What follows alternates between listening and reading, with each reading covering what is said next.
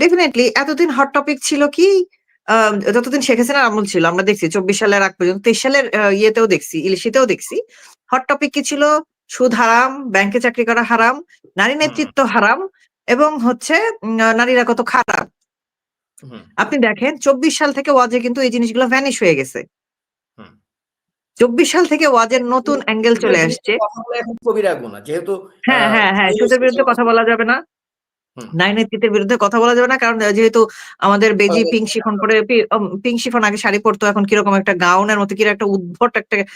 নান two এর মতো character costume কিনতে সে ঘুরে বেড়ায় ক্যারেক্টার সেজে মানে খুবই উইয়ার্ড লাগে।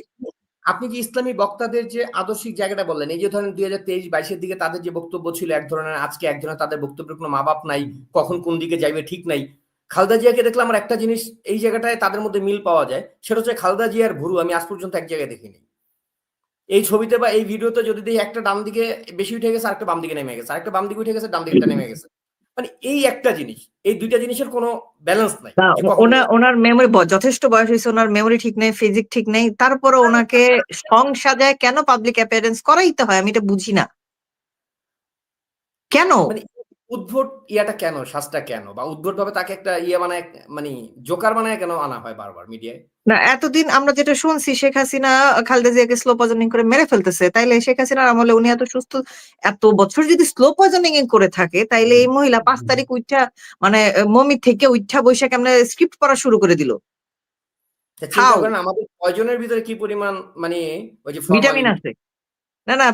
পয়জনের ভিতর কি পরিমাণ ভিটামিন দিয়ে রাখছে ভিটামিন আছে নাইলে যে মহিলা 21 অথবা 22 সালের শুরুর দিকে একটা শুটিং এ গেছিলাম আশুলিয়ার দিকে তো